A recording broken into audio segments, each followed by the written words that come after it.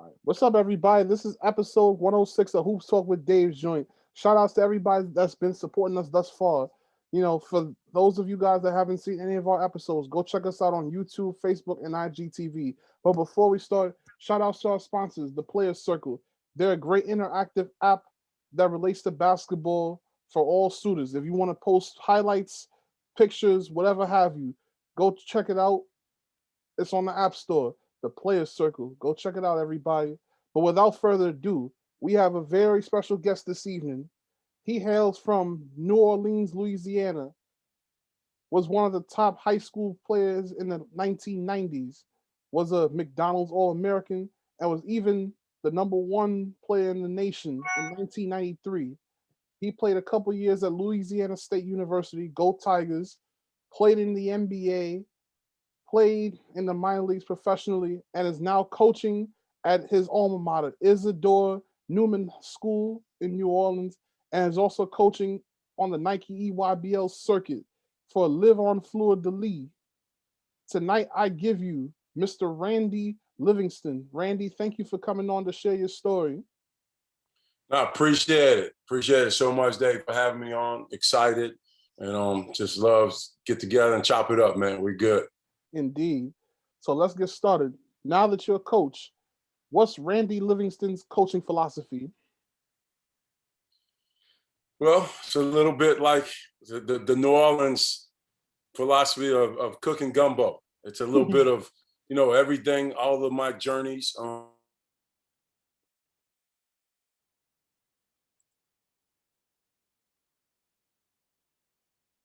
Together, my style from all of the people that I played for. The late, great Jerry Sloan. I played for Nate McMillan, Rudy Tomjanovich, Scott Skiles. And like I said, all the high school coaches that I played for, I kind of just put a little bit of everything that they've done and kind of try to make my own recipe out of it. I think at the end of the day, the way I was taught how to play basketball was, through defense first. And so I kind of teach basketball in 4 phases. Transition defense, half-court defense, transition offense, and then half-court offense. That's how I teach.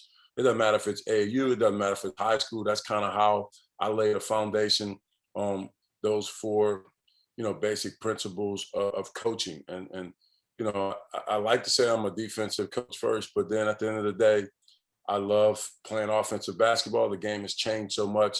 I also have some stints in Australia that I spent some time over there doing grassroots, and I've taken a little bit from European and Australian brand of basketball. And I think it's important to have those experiences, and I'm lucky to have them, and I try to use them in, pretty much all I do in basketball. Indeed. So let's start from the very beginning. When did basketball first begin for you? Yeah, man, to be honest with you, and I mean, just because the Super Bowl ended, I was real heavy into football when I was younger. I had an older cousin that played at Grambling, was like, I tell the story to all the people, him and Marshall Faulk were the best 2 running backs coming out of New Orleans. So I always wanted to be like him when I was younger. And then I started playing basketball, and I always wanted to be just better than my older brother. And he was really good when we were young. So that was something good to look up to. And at the end of the day, I started playing basketball and could barely dribble. So that was no fun. The ball would always bounce off my leg, and I would always lose to him one-on-one. But then that was my drive to get better. And I got better very quickly in basketball. And before you know it, Rodney Livingston playing biddy basketball started to excel. We run biddy basketball. We won AAU national championships, and then high school national championship. And then the legend from there, it began. But it didn't start off peaches and cream. And that's what I tell a lot of young fellas. It's just a lot of hard work. And at the end of the day, if you dedicate yourself, you can be whatever you want to be. Indeed. Because I was one of those kids who, I swear to God, I literally couldn't dribble. And then I got good, but I was a post player when I was younger because I was tall. And then we played this Puerto Rican team in the biddy World Championship. I'll never forget, on the 9 and 10 on the little 8-foot goals. And we played a Puerto Rican team. I'll never forget this. They had 2 kids with mustache and hair on their legs, 9 and 10 years old. And they put a boxing 1 on me. So I had to depend on somebody else to get me the ball. And from that day on, we lost in the championship game. I ran around like crazy, tired myself out trying to get the ball. And then one of my coaches came to me afterwards and said, hey, you need to learn how to handle the ball and be a point guard, because then you never have to worry about anybody getting you the ball. You can take care of yourself. And from that day on, I dribbled every day. I practiced all the New York style ball handling. I practiced, whatever I just try to emulate. Magic Johnson was my hero when I was young. And that's how I became a point guard. But, it was a journey. Indeed. So talk about growing up in New Orleans and what's the basketball culture like out there? Well, I was blessed. I had some incredible mentors to look up to. Jaren Jackson, now Jaren Jackson Jr., his son is playing for the Grizzlies. He was like on the AAU team when I was like 11 years old. He was on the 17U team or the 19U team at that time. Robert Pack. I got to see Chris Jackson, AKA Mahmoud Abdul Rauf, when he was younger. So I had a lot of good people to like try to emulate and follow.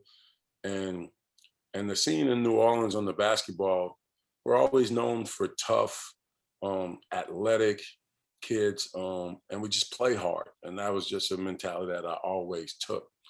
As far as growing up in New Orleans, man, I came up in the era, I grew up in the Calliope housing projects, the home of Master P.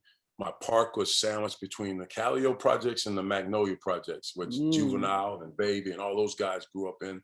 And so there was always violence. There was always crazy stuff going on. But the park was where we kind of had, you have like in definitely neighborhoods, you have areas where the crime just stops, where the park kind of stopped all of that. When you went to the park, you were kind of protected. You had a ring around you for the most part. And when you went home and you went back to your ward, whether it was 3rd Ward, 9th Ward, whatever, 17th Ward here in New Orleans, anything could go down. So the park was kind of a stopping place where we were protected. And, you learn to be an athlete, you learn what it takes to work hard and to compete. And so it was tough growing up, because I grew up, like a lot of people don't know that, but yeah, I grew up in the Calliope housing projects, and it was murder every day. I mean, I saw people get killed. I saw things happen like most people in the inner city see happen. You had drugs running rapid. And so I was shielded by that. Just as I got into sports, it kind of saved my life. And so, because all of my 2 best friends growing up got murdered like massively, 13, 15 shots, and these are guys I hung out with every day. So sports was just a way out for me. And I took advantage of it. And like I said, I played football first and loved it. And just basketball, I just got better and fell in love with it. And so, yeah, it was tough growing up. But from a basketball standpoint, during the late 80s, like I would say 85, 86, Georgetown had came into New Orleans and grabbed a lot of players, Perry McDonald, Dwayne Bryant, Jaren Jackson. I mean, there was like an exodus to Georgetown. Coach Thompson, the late Coach Thompson, really came in here and dug his roots in. And so you had stuff to look up to, and the Robert Packs of the world. Tim Singleton went to Notre Dame. These are guys that I emulated. And then when I saw Mahmoud, it was just a whole different ball game. He was just magnificent. So I always wanted to be better than those guys. And I just watched a lot and learned a lot from those guys. And, pretty soon I made a name for myself. And that's how the scene was in New Orleans. It was very, very good. And I hate to say it, but Katrina kind of killed it a little bit, because you had guys like DJ Augustine leave and go to Texas, and you had, other guys, especially you're in New York. Dave Johnson is one of those guys in the early 90s, went to Syracuse. So there were some players in Louisiana. We just didn't get a lot of hype, a lot of credit that the New Yorks or LA got. So I kind of put that boulder on my shoulder. It was a big one. Because I'll never forget, we come to the Boston Shootout in 1992. Hate to jump around on you, but like, that's I cool. remember, or 91, I remember we went into the elevator, and the lady who was running the tournament, she was like, "Where are you guys from?" New Orleans. And she was like, "Oh, what y'all coming here to do, to lose?" Like, I was like, "Nah, we're coming," and I was a sophomore, and this was a tournament that had Juwan Howard, Michael Finley on the Chicago team. It was loaded. John Wallace, Lawrence Moten. It was a loaded tournament. It was just me. Kerry Kittles was not known then. We had Dwayne Spencer on that team, and like, that was our coming out party on the East Coast. I always look at it as a time. So like, you know, we always have that mentality of being hungry and really hard-nosed players. And so that's the mentality of the New Orleans scene in basketball. Hmm. Now let me go back a little bit to the Calliope Projects. Mm-hmm. You guys, you know, you probably one of the people that came from there. You mentioned Master P. So there's Mm-hmm. Silkk the Shocker, Yep. Willie T, Henry Butler, musician, and of Yep. course Lloyd, the R&B singer. That's quite an Yep. impressive group of people that came from that one neighborhood. Yeah, it's crazy. I mean, we didn't mention, you know, the C Murders. There's other people that's in that family, but like, you know, it's just amazing if you survive any type of inner city where it's tough and you have so much talent, but you never get to see it because of drugs or, you know, or shootings and killings and murders. But if you're lucky to survive it, I mean, we're products of it. You know, there's a lot of like you said, from musicians to actors to athletes. Harold, I'll give you another, Harold Arsenault, who went to Weber State, who played against North Carolina. He's from the Calliope Projects. So, you know, it's a lot of athletes and a lot of good people doing things. It's just that we were just very lucky to escape it, man. And it just seemed like that generation was tough, you know, and we were able to pave a way and give the younger generation an opportunity to see if they could do it, we can do it. And but that was not only that. I mean, like I'm saying, the Magnolia housing project is like 10 minutes away. 5 you can walk. And there's Patrick Surtain, and there was the babies, and there was the juveniles, there was the Soldier Slims. Like it was so much, you know, New Orleans is just full of that. And I think it's amazing to see a lot of people become successful, and we always root for each other, and we're always, you know, happy for each other. Yeah, that's what's up, man. Shout out to the old Calliope Projects, because I see they demolished it. Part of it, most of it, and you know, with all of the changes in the inner cities, you know, they've put up apartments. The sad thing about it, there was a lot of people after Katrina just never came back. But then when they did come back, they had demolished them and all their stuff, and they basically had to move somewhere else further out from the city. So, you know, they didn't really have a chance to get back to the city. So gentrification is real. You know, it is what it is. And it's yet to be seen if it's for the better. I hope it is, but we just don't know how all that will take 20 years from now to figure out if that really worked. But tough though. But we still call it the Calliope, that area, and there's still kids coming into the, you know, the world that, you know, have a chance. But it's not easy though. So let's talk about, you know, some of the tournaments that you love playing in as a youth. Man, those are the best days. Like back in the day, like people, it's hard. People talk about always what's the best AAU program and all that stuff. And man, I tell people I give a run for money. Man, we had 5 AAU national championship, but it was in an age where we were all, like I said, the base of the team was from the Calliope Project. So we didn't go to Texas. We didn't go to LA. Like people always say the best AAU team is the Oakland Soldiers with LeBron and all those guys when they came together. Right. But I stacked my group against it because we didn't go get the talent. We just kept homegrown talent, and we just played with each other from 9 and 10 years old, and we kept growing. What was the name of your program? It was Louisiana Spartans. And like in '86, they won the first national championship with a guy named Cass Clark, who went to New Orleans. They played the championship game, and I think on Notre Dame campus. But after that, you know, we just played together, and it was just one group. But those were the best times because we always knew locally we were really, really good, but we always wanted to test to see where we was nationally. So when we went to the AAU Nationals, there was teams from everywhere. I mean, I had been knowing Jock Vaughn, Charles O'Bannon, and them since they were 12 and 13. So every summer we would match up. Every summer we would match up with Jeff McGinnis. So you just saw everybody's growth. And so like we went to Washington, to Seattle, Washington via train. Took 3 days, Chief, to get there, 3 days to get back in the day, right? And so, but that was a great bonding trip for us because we were always together. We were on the train together. We get to Seattle, the tournament's in Bellevue. out of 100 teams, we came in 7th place, 11U, right? It's our first time being away from New Orleans. After that, we had it on our mind that we would never, lose. And 7 out of 100 is not bad, but after that, we kind of made our mind up that we weren't going to lose again. We was going to work hard. And we went from 12 to 16U, winning all the national championships. And we ran through everybody. I mean, it didn't matter. Like I said, if it was the West Coast LA Slam and Jam, if it was the Kingman Pythons from DC, we played. As we got on later, we did AAU.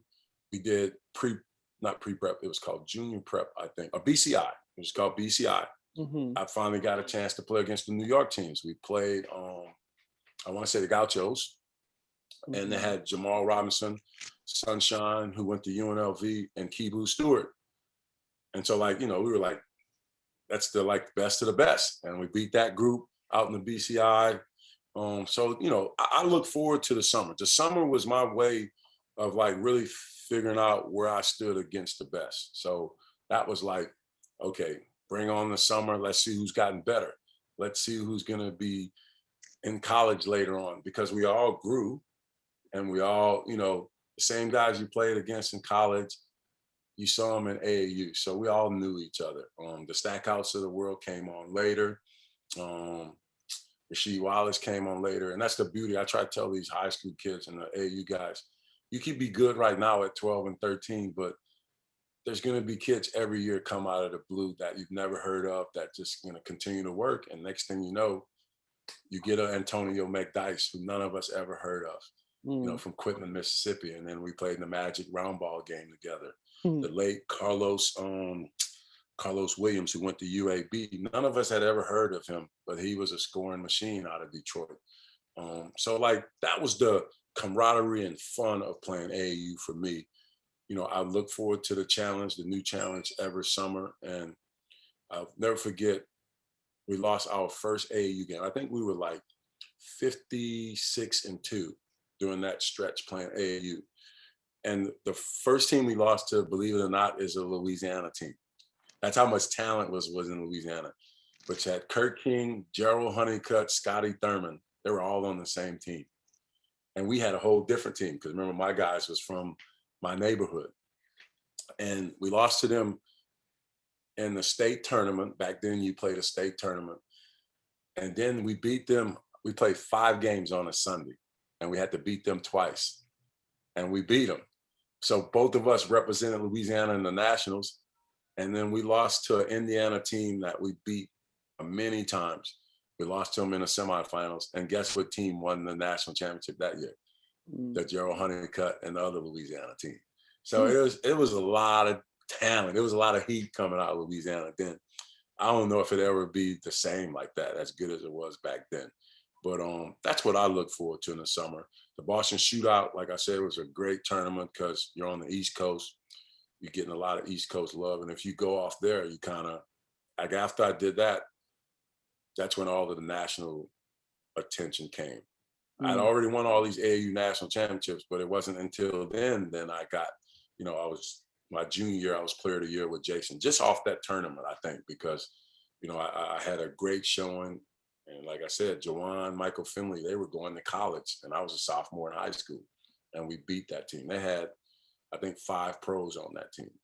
So the Boston Shootout definitely was one that I really enjoyed. But anything in the summer, I really looked forward to, even more than high school, to be honest with you. I love the high school, but the summer was okay, if you that dude, you're going to see somebody. So that's what I love the most, man. Now, what led you to go to Isidore Newman? So remember,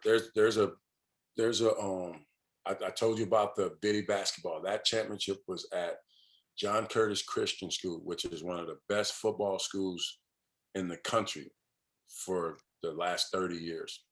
And I was good in football. So I went to that school first, and it was about 45, 50 minutes from the Calliope Projects. They used to send a bus to come get me. So, but that ride got too long. One of my AU coaches introduced me to the high school coach at Newman. I went and saw the facilities. I think in 7th grade, I was supposed to come. I registered to both schools, John Curtis and Newman. Now, football was my love, so I didn't want to leave. And I think the coach's son was going to be quarterback, and I played quarterback. So I was like, I'm never going to win that battle. And it was 45 minutes away. Newman was 5 minutes from the Calliope, 10 minutes. So the next year, I enrolled at both schools, 8th grade, and I decided to get on the Newman bus instead of the John Curtis bus. And the rest was history. Best decision I ever made in my life. Academically, it's just a whole different standard. And then people don't realize this, because like when I mentioned this about the Newman athletics, it's really an academic school, but back to back years, you get myself, Peyton, Eli, and then a little bit later you get Odell. You think it's like a powerhouse for sports athletics, but it's really not. It's an academic school, uptown New Orleans. I would say probably majority, it's a Jewish background school, but academics is for sure, it's like a college preparatory school. So all the kids go to Ivy Leagues or whatever. But that was a great decision for me because, you know, I got to mingle. It was a different world. And so I would go to Newman and be with kids that paid $20,000, $24,000 a year to go to school. And then I would go home to the Calliope. So I was getting best of both worlds, right? I saw a little bit of how the families that were in charge of the power structure in New Orleans, their kids was at the school. So, you know, eventually they were going to take over mom and dad jobs. So they were going to be power brokers in the city. And you didn't know that when you were younger and in high school, but now that I'm back there now and all of the relationships that I have now from those days, it was an amazing decision. I don't know, you know, how else to say it. It was a great decision because I got to mature. I got to see how it is on the top end, how it is on the bottom, and then figure out, you know, where I fit in on everything. And so that was great. Newman was great. But then, like, if I told you Peyton Manning, myself, Eli and Odell went there, you'd be like, man, that's a factory. That's a, like, you know, but like, we're probably the only 4 that have made it professional.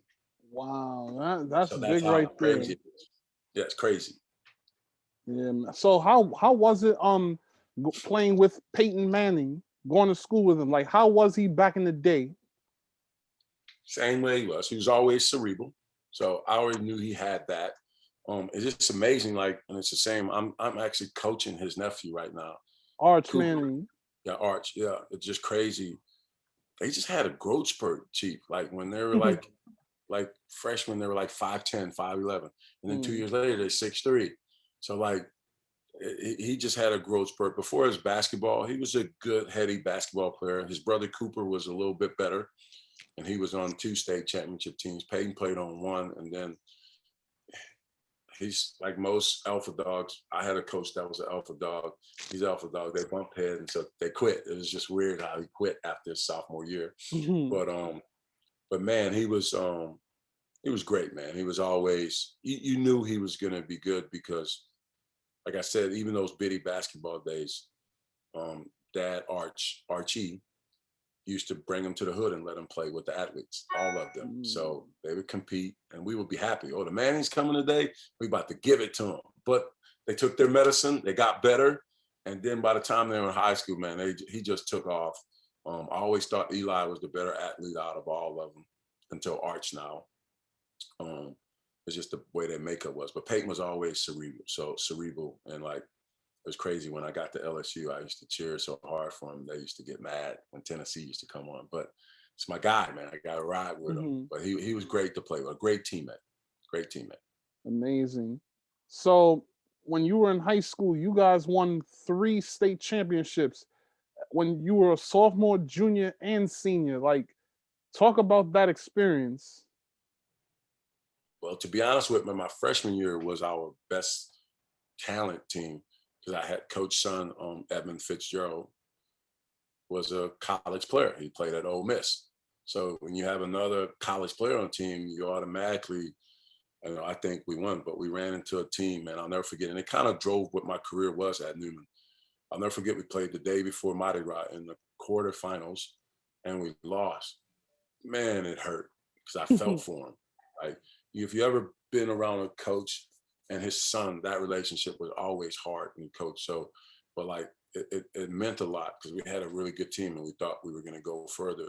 and we lost, and that feeling was the worst feeling in the world, man. Like to me, like I can't even explain it. And so after we lost, you go to Mardi Gras, because Mardi Gras was that Tuesday, we lost on a Monday. I'll never forget it. And it just was an awful feeling.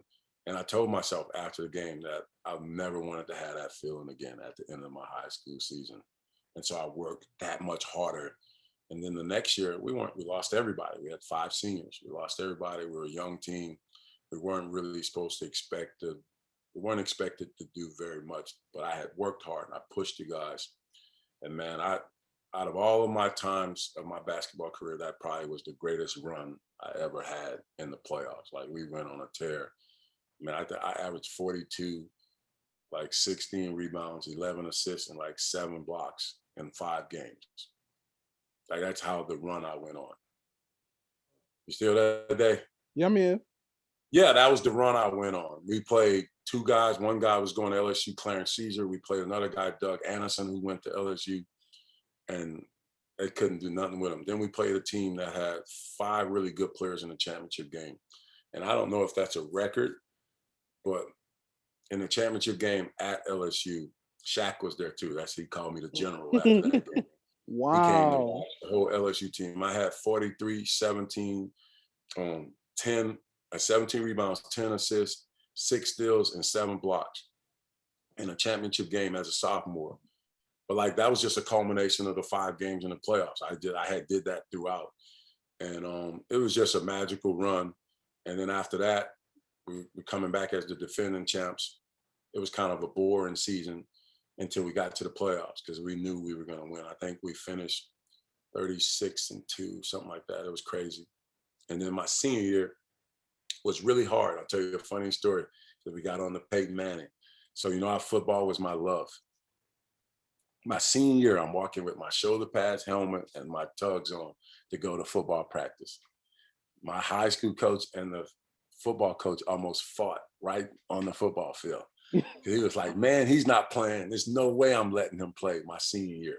Wow. And Peyton had convinced me to play because they were really like one athlete away from winning it. And man, I wanted to play so bad. But in hindsight, by me not playing, the Cooper Manning's year and those 4 other seniors I had, we had won it 2 years in a row. They all left. So I have fresh guys they were all in my class, but I had never played with them because they never played varsity. And so I had to train those guys before the season and kind of put them through the rigors of what it takes to win. Had I not did that, my senior year, I fouled out 2 games in my whole 4 years of high school. I fouled out in the championship game my senior year, and those guys came through in double overtime. It was the craziest game ever. They had a chance to win it, the other team, and they had a layup with 1 second left, and the ball went around the rim 3 times and came out. Wow. It's crazy. And so we won my senior year, and yeah, that's how the 3 championships went. And that was a magical run. I mean, people ask me all the time, I'm real modest. I'm a Southern modest guy, but like I would stack my ages 12 to 17 against anybody in the world. I would stack those years up against any LeBron, whoever. You can name them all, I would stack them up. There ain't one that's going to say they were 5-time AAU national champion and MVP of all of them. And then 3 state championships in high school, player of the year, my junior and senior year, national player of the year. So not just Louisiana. So like I had a storybook high school career.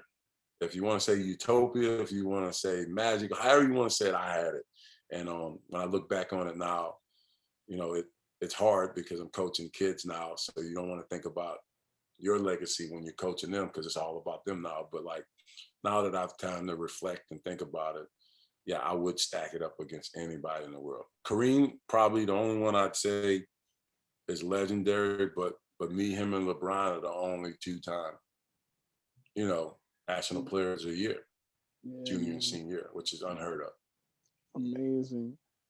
Now, and this is crazy. So your junior year, I'm looking at I think it's the Parade High School All-American team from 1992. As I'm reading this is what I noticed. The first name on there is yours. Then after that, Jason Kidd. Othello Harrington, Corliss Williamson, Roderick Rhodes, Rasheed Wallace, Carlos Strong, Martise Moore, Dante Bright, and Jerry Stackhouse. I'm not sure about Martise Strong and Carlos Strong and Martise Moore, but all the other names, including you, made the NBA, which is crazy. Crazy. Yeah, that's a heck of a list, man. And those two guys were really good at Georgia. I knew Martise was from Atlanta. He was very talented. I don't know if he made it. Carlos, I don't think he got a sniff, but his guy Terrell Bell, who was his teammate, was drafted with the Rockets with me. So like those guys were good. Yeah, that's a hell of a list. Hell of a list. That was my only thing about that. I never got to play against Jason in high school, and I wanted to so bad. That was the only reason we went out west to play BCI, because I wanted to play and see, what he was, how good he was, because I heard all the stories, but we never got a chance to play. And then we wound up being teammates in Phoenix, and he was great. He's a great guy. We're still friends to this day. Now, your junior year, you were named Parade High School Player of the Year. Talk about that. Yeah, I think, like I said, it was just a springboard from the Boston shootout. It just carried over, man. And once I got the national, you got to the Blue Ribbons magazine back in the day. And then, the parade thing, it wasn't surprising because I had worked so hard. It just surprised me. If I didn't get it that year, I was going to get it the next year. But to get it with a senior and Jason Kidd, and to be 1-on-1 high school, kind of the top two guys at that time. And I would read all the stories. I would see all of I think back in the day, ESPN used to do a high school video of the best guys. And so it was awesome, man. It was, to be honest with you, it was just all the hard work. Like, what people don't, I was talking to a fellow New Yorker who I think I got to go on his, the new thing that everybody's on tomorrow, Dane Irvin. Shout outs to Dane Irvin, man. Good dude. My God. And so, like, the thing is like, everybody can get the mantle of getting to the top, but if you can stay your whole time, I'm talking about from 12 years old and have a run all the way to 18, that's because I worked hard, man. Like, I was never going to let anybody outwork me. And even though I was talented, I was good. Every year I tried to get better. I worked on stuff. I added stuff. Like, I would watch the NBA players and go add it to my game, not just watch it. I was a worker. And so, I wanted to stay at the top. That was my motto. And so I worked hard, and that was an awesome feat of my junior year. Now, around this time, you starting to get a lot of national attention. You even you were featured on TV. You were even in Sports Illustrated. Like, how did that feel? At this time you're 17. Like, how does it feel, being a 17-year-old from the Calliope Projects, being in magazine covers, newspapers, TV? Like, how big was that for you? No, it was great, man. The only thing is, when I went home, I was still a little brother to my big brother. I was still, had to do my chores at home. So, and all the guys I played with in AAU since we were 9, 10 years old, we were still close. So, from terms of getting big-headed and kind of getting, like, caught up in yourself, it just didn't happen. It was because I had that balance. I really did. And then going to Newman, school was so hard that, I had to make sure I took care of business in the classroom too. So I had the perfect balance. And then I had a great coach, and Coach Fitzgerald, and then my AE coach, Coach Rob. Like, they knew how to keep me grounded. And like I said, I would always know who was coming up, who was getting better. So I always was trying to, stay at the top of the mountain, man. And that was, that's what drove me. So it didn't matter all the accolades. I wanted more. I was hungry, and then, the craziest thing is, right after and I'm not trying to skip, but right after I finished high school, my high school coach, and after I got hurt, told me that Jerry Coangelo used to come watch me play, and they had told him that had I went in the draft, they would have drafted me at like 7 or 8. And so Going out of high school. But then a year later, Wow. that's when the Garnett and Kobe, and it was like a mass exodus of it. So it was Mhm. timing's everything, man. That's the crazy thing. Because had I won the draft, I got hurt July 4th after my senior year. Yeah, had I been in the draft, I would have got drafted already, and then it would have been a whole different animal. I don't know if, I guess socially and mentally and like from a manhood perspective, I was ready, because the NBA it's you're a man, Yeah. you're a grown person from all aspects. And so, but you know, had I known, I felt like, looking back at it now, I could have done it, because I was a big point guard, which at that time there weren't very many big point guards besides Magic. You know, and so I wasn't quite 6'9", but I was big and athletic. So it was a big difference. I felt like had I had the opportunity, it would have been, it would have been different. But life goes on, and it wasn't meant to be that route. Wasn't what I was supposed to go to. Now, your senior year comes. What made you decide to commit to LSU? You went I'm sure you were getting boatloads of mail from schools all over the country, schools calling the crib. What made you decide to stay close to home? Yeah, man, my dream school, and it's still like that way in my mom's house today, was Carolina Blue. I always wanted to go to Carolina. That was my dream school. And Duke was on the list, Kentucky was on the list, and Michigan was on the list, because the Fab Five they were popping at that time. I probably knew I wasn't going to Michigan because it was too cold. Southern boy ain't going to the snow. Duke in North Carolina was similar to Newman in terms of the environment, preppy, academic, and I love school. I was great academically, but I wanted something different. I probably still would have went to North Carolina because it was my dream school, until a fella, and it had to do with another, and we become good friends now. Derek Phelps was there, and Dean Smith said basically, no matter what you did, you weren't going to start over me. Jordan didn't start. So I was like, if I come to practice every day and I bust him, I can't start. And he was like, nope. And if you remember, Rashid and Stackhouse didn't start. So all three of us were going to go together. And on different publications, she was one he was USA Today Player of the Year my senior year. Stack was sometimes consistent on one. Then so we were all going to go together. But when they said no, I didn't have a chance to start. And and the way I worked is, if I'm better than you and I worked harder than you, then I deserve it. And so that's when Jeff McGinnis went with him. So them three wound up going. But we were all going to go together. We talked about it at the McDonald's game, and I kind of knew they were headed that way. Actually, Stack wanted us to all go to Florida State. But North Carolina was there, and that was my dream. And then Grant tried to convince me. He had family down in New Orleans, so he would always come spend summers. And so he kids me to this day. He said, man, and we love Jeff Capel. That was my dude too. He's like, man, had I had you and Jeff Capel in the backcourt, we would have beat Arkansas. And I said, but it happens. And so LSU was a home school, so it came down to LSU and Kentucky, to be honest. And Coach Pitino was there. They played a good style, but if I'm going to go to the SEC, I'm going to stay at home. And that's what I decided. My brother was at school. Shaq was there.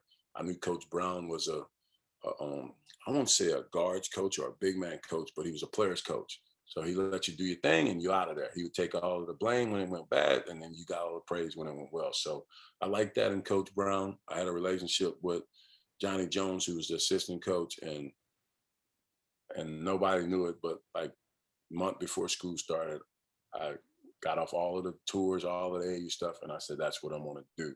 And I decided to go to LSU. The rest was history. Oh, and then my boy Ronnie Henderson came with me. So that made it, a lot easier. So you signed early. Yeah, I committed before school started. And I'll never forget. And if you search, there's an online press conference of that, and Peyton Manning's in the corner. It's just funny as a youngin' watching that press conference. So, yeah, I did. I got it over with because I got tired of all the recruiting. All of the people calling. Funny story about recruiting. The day I told my mom that I was going to go to LSU, man, it was like my phone was tapped or the house was tapped. Ding, ding, ding, ding, ding. I got a call from Billy Donovan. Do not sign with LSU. Come to Cats Day at Midnight Madness, the Midnight Madness joint. Wow. I was like, only person I told was Mom. I said, I know she didn't call and tell him. And I'm talking about within 5 minutes, that call came. And then, but I had, once I had made up my mind, my high school coach said, if you want to go there, sleep on it for a week. We won't tell anybody. And then we'll have the press conference and make sure you were sure. And then I didn't change. And that's what happened. Yeah. I'm actually looking at an article from August 30th, 1992, which was, I guess, the day after you made that announcement. And it's a picture of, I guess, Coach Fitzgerald and of you hugging your mom. Yep, a red and blue Force Nike warm-up. Yep. Yeah, yep. Well, actually, the picture that I'm looking at is black and white because it's in the paper. But yeah, man, I'm sure it was happiness that day. No, it was a great time, man. It was a relief because you didn't have to deal with the recruiting stuff. It was over with, and you was ready to move on. But like the weird thing about that, you were already in college and didn't know it. At least my mind was there already, and I knew I had to finish out the year and try to win another state championship. But like, man, I was ready. Like I was really ready for college. That my senior year, I was ready. Now, fast forward to some months later, you were named the Naismith High School Player of the Year. How exciting was that? Oh, it was incredible. The banquet, all the stuff that went on there. I think I got to meet Cheryl Swoops. She was the college player. I think Kelber Cheney was the men's player. It was just a great time. And my high school coach and my family had went to all of the things before that, the Gatorade Player of the Year banquet and stuff, but I let my assistant coach come with me this time. And we had a great time in Atlanta. In fact, he just retired after 50 years at Newman. And he actually gave me a cup from that banquet that he had saved all this time. So, that was a great time. I mean, they really did a good job. Still remember that trip like it was yesterday. Then later on, you were named to play in the Magic Johnson Roundball Classic and the game that everybody aspires to play in, the McDonald's All-American game. Like, how was it playing in both of those events? It was fun. The McDonald's game was incredible because it's all the guys you play AAU against, right? And then you saw them again as now we're kind of adults going into the adult world and see how good everybody was. And then you found some new guys, like we never knew Darnell Tank Robinson. It was a great time. But I really, really enjoyed the Roundball Classic more than the McDonald's game. I'll tell you a funny story for all our viewers. Sonny Vaccaro called me, tried to get me to come to ABCD the year before. But I was so loyal to my AAU guys, and I had committed to the Nike camp with Bob Gibbons, late Bob Gibbons. He tried to talk me out of it, but he respected me. I was loyal. I said, I made a decision. And after that, I'm going to go play AAU with my guys and try to win the 6th national championship. So he said, I'll never forget it. That's why we became great friends. He said, hey, I'm not going to badmouth anybody. I'm not going to talk about anybody. But in the future, if you want to play in one of my games, we'll be in touch. I respected that so much because he could have talked bad about Bob Gibbons. He could have been like, Randy, you're this, you want money, you want it. He could have said anything. He didn't. He just said, our futures will cross again. Let's stay in touch. Okay. Senior year ago, he said, Randy, you want to play in the Magic Roundball Classic? Magic's my guy, right? So I was like, yes. He said, better yet, you can pick the teams. So I chose the teams and we were stacked. Wow. And like at the time, Rasheed was my guy, right? But at the time, Rasheed was like the new age big guy. He liked to shoot threes. I liked the big guys playing the post. So I said, okay, I'm gonna put Rasheed on this team, Bobby Crawford on this team, Damon Flynn on that team. I put all the gunners on one team. I had myself, Ronnie Henderson, Charles O'Bannon, friends, Gerald Honeycutt, Rashard Griffith, and then lo and behold, I had just met Antonio McDyess. We were all on the same team and we all stayed friends. So I got to pick the team. It was awesome. I get to hang with Magic for a week. That was like the God for me. And so, man, that was the best. The McDonald's game was definitely the one. We had these shoes that just came out where it was like a sock and then a shell, and you tied it up. There were different color socks that you put in it. It was a great time, man. So that Roundball definitely was, that was the one for me. And then later on, I know they have all these Jordan game, brand Jordan game, all this stuff now, but Roundball Classic, there's nothing like it. Shout outs to the Isidore Neman School class of 1993. Yeah. So, so about a couple months later or so, you said that you broke your leg, your knee. Take us No, through I that tore my moment. ACL. So Damn. craziest thing. So I'll go work the ABCD camp now for Sonny because we have a great relationship. At night, the NBA scouts watch us play. Allen Iverson and Marbury was at the camp. They were campers. So we would put them to sleep and then go play in front of the scouts at night. I'll never forget, I was game playing. I was guarding Sean Tarver, who went to UCLA. And he drove left. He pushed off. My knee kind of got stuck in the ground and it kind of shook. It hurt, but I kept playing. I finished off the game point. But when I went back to the room, I iced the whole night. Like I just went to sleep with the ice on it. And when I woke up, it was still sore and warm. So I was like, uh-oh. And so then I went to Sonny and he was like, man, let's have these doctors at Ypsilanti look at this. It was at Eastern Michigan. And they said it was a sprain. So I was like, all right, survive. But then Sonny was like, hell no. Coach Brown gonna be so mad at me. You're gonna go home today and you're gonna go see some other doctors and blah, blah, blah. So I drove home. I flew home, I'm sorry. I got home. An LSU alumni, one of the team doctors, his son went to Newman with me. We were best friends. I used to go to their house all the time. I go to his office, mom to meet me there. Man, he did a knee test, that knee test that you always see him doing when they do ACL. Mm-hmm. Man, that man walked out the room crying. Like he didn't even tell me my diagnosis. He couldn't. He was so hurt. And then when he came back in, he said, I think you tore your ACL. I didn't even know what ACL was. I went from ages, I think 10 to 18 with not one injury, just a little ankle sprain. And yeah, that was the beginning of the end. So then Coach Brown got the news. He's like, well, we'll get a second opinion. And then Dr. James Andrews, the famous, that was been a third opinion. Dr. James Andrews, the famous surgeon who do all the athletes. I said, found out he was an LSU alum. I flew to Birmingham and then I had surgery. Wow. So that was a whirlwind pin. And you know how like you buy a new car and then you see that car on the road? Well, I had never heard of ACL. And once I tore mine, everybody and their mama had. I had started hearing of people having ACL. So it was it was tough. But you young, so you're invincible, right? You're not really thinking like, okay, my thing is, shit, my mom worked from 6 o'clock to 10 o'clock every night. This ain't nothing for my whole life. So I can get through this. You know what I'm saying? So that was my mindset. Mm-hmm. So what did, like, how was it, sitting out that first year? Painful. But I was almost Adrian Peterson like, and probably came back too early. I was back with the team in 4 months, working out with him. But my knee kind of never, I won't say got strong, it never straightened out all the way again after the first surgery. Like the last 5% of, I think it's called extension or flexion. I think, yeah, flexion, it never came.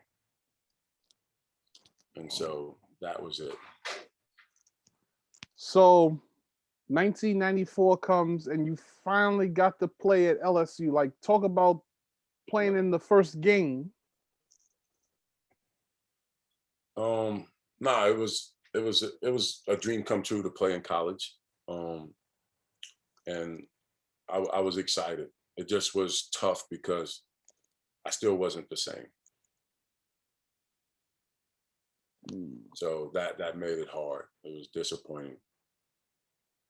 You only got to play 32 games in 2 years. That's crazy. Yeah, it was tough. College was depressing. It went from utopia to depressing because I just couldn't get healthy. It was like a black cloud over myself, over the school, over the basketball program. It wasn't what I had envisioned. So that was tough. Hey, Dave, how much longer? I'm not trying to, because I gotta get moving. Because I got another appointment at 8. Okay. That's okay. Can we finish off in about? Yeah, sure. In a little bit, and I'll ping you on there, and we'll finish it off. All right, cool. I want to finish it off. Okay. All right, cool. Well, welcome back to our brief intermission. Now, Randy, so when you went to LSU, you guys had endured some losing seasons. Like, in addition to your injury, how tough was that? Yeah, man, it was very depressing. It was very tough. I know mental health is a big thing now, but I'm sure during those times I wasn't at a good place just because I had never, the injuries was one thing, but then losing, walking around campus every time, everybody asking when you're going to play, are you ever going to be the same? And, the team is losing. And I just wasn't accustomed to losing. And, my goals was to go there and help, LSU and Coach Brown and the basketball program win a national championship. And the reality of it is I just couldn't stay healthy. There was other guys that wound up coming later, like fellow McDonald's All-American Deuce Ford. He couldn't stay healthy. I got my guy, Dwayne Spencer, who went to Georgetown to come back. He couldn't stay healthy, and Ronnie was carrying the team pretty much, leading SEC in scoring for 2 years. It was just tough because, the winning and just, it was everywhere, whether I went to eat lunch, dinner, walking campus to school, those questions of, are you coming back? You're going to be okay. How's the knee? You ever going to be able to be the same? And after a while, that just gets very, very old. Like, and I saw that also in Ben Simmons in his documentary. Um, Unfortunately, he had a lot of, like you. He was the number one high school player in the nation. He also went to LSU, but he went through a whole lot, with the media attention and questions of him going to the NBA. Like, that's very tough, and it's easy to for people to fall into depression when things aren't going right. No, definitely. It just, for me, I mean, I just couldn't get healthy. Like I said, I went through, ages 9 all the way to 18, no injuries, no significant things, and just a picture perfect career.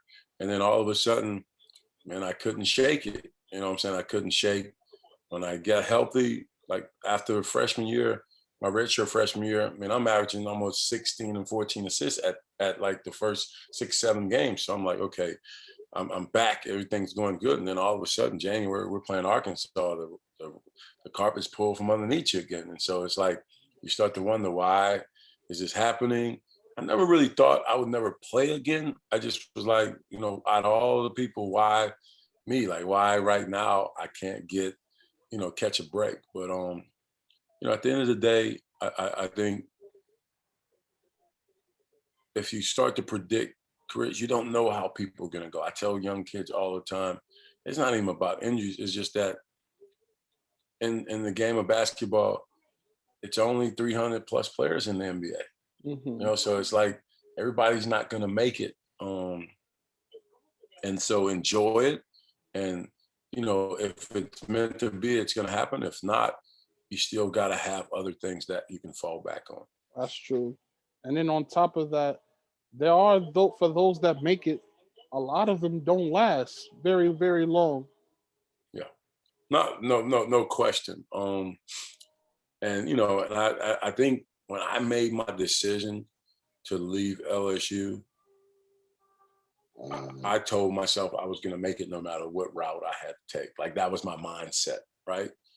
And I remember the day I put my name in the draft, and then Ronnie's like, I'm going to put my name in the draft.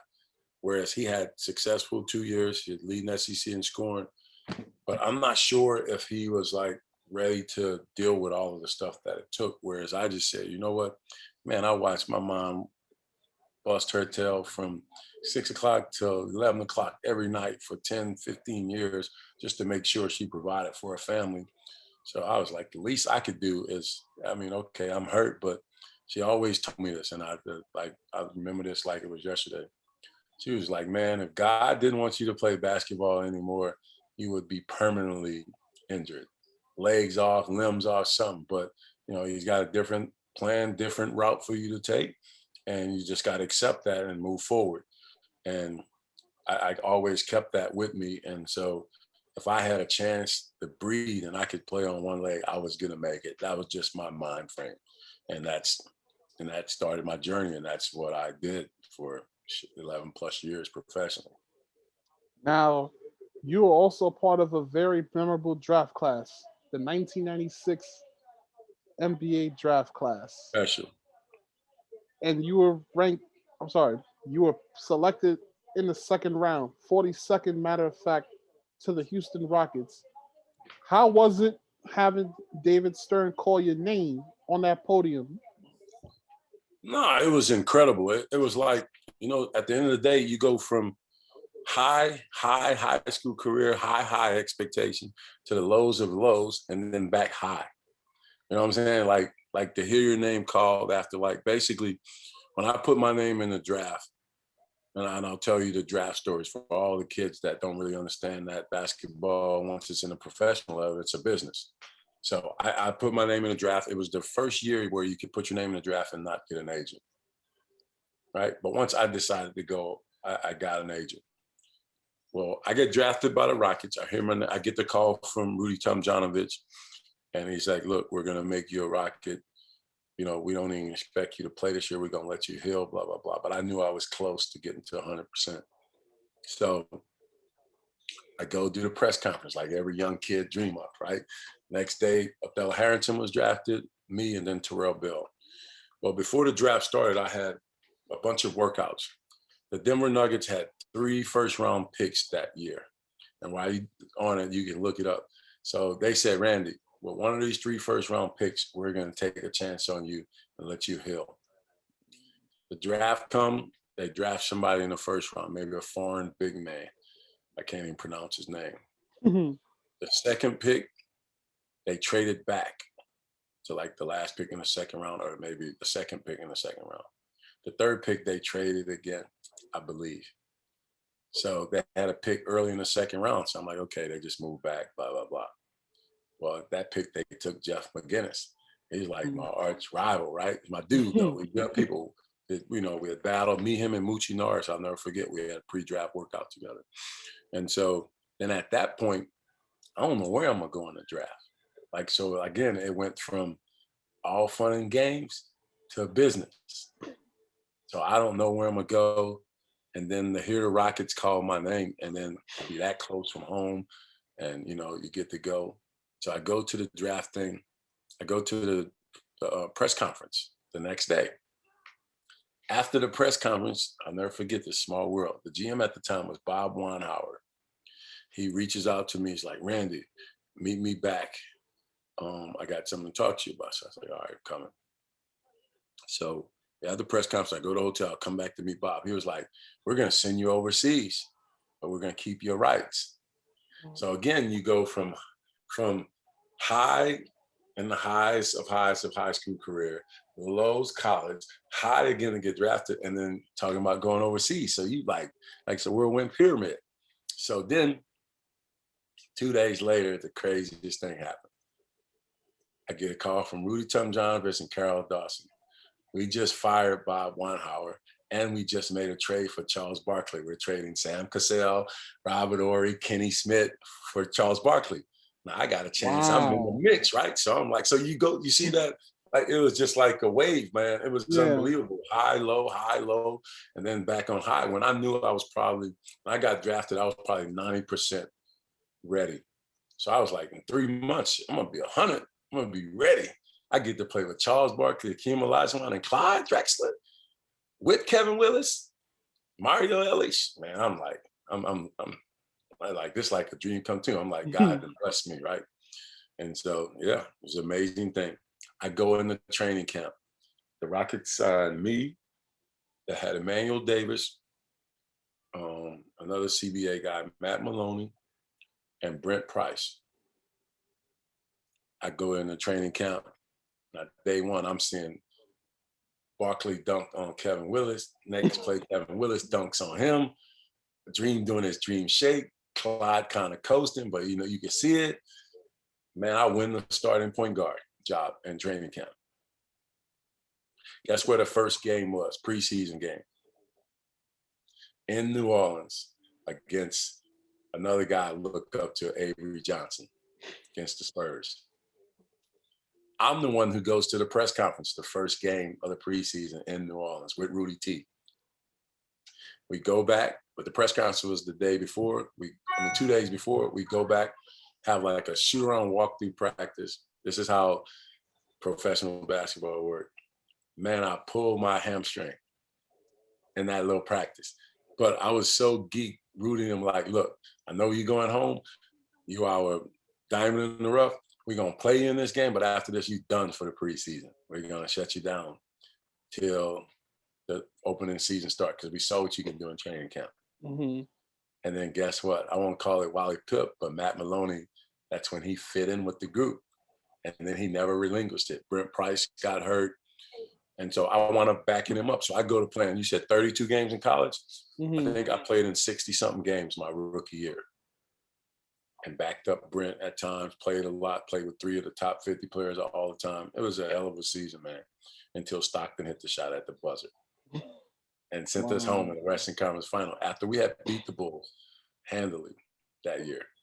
And so, like, that was a hell of a indoctrination into your NBA professional career, everything that I had endured. Wow, And then after that, yeah, chances are you guys would have played the Bulls in the finals. You think you guys would have beaten them in '97? we would have gave a run for their money. And I tell you why. I tell people this all the time. Mike was Mike. Mike was going to do his thing. But between Mario and Clyde and the fellow New Yorker Mario Elie, they would have made Mike work. So if Mario guarded Mike, Mike would have got his, but Mario junkyard dart. He would have made him work. Clyde had Pip under cuffs. That was a good matchup for him. But you look at their front line, Luke Longley had, and that's my guy, he had no chance against Dream. And if they tried to put Rodman on him, too small. But then who Luke had to guard? He wasn't guarding Charles. You know what I'm saying? So like we had it, man. And it was just a good matchup for us. But it didn't happen, but that was a hell of a season. Every night I saw greatness.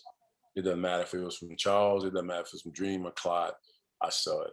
I mean, one time I saw Akeem Olajuwon scored 20 points in an overtime, and I swear to God, he never looked at the rim. He just did his dream shake, and it was just bottom.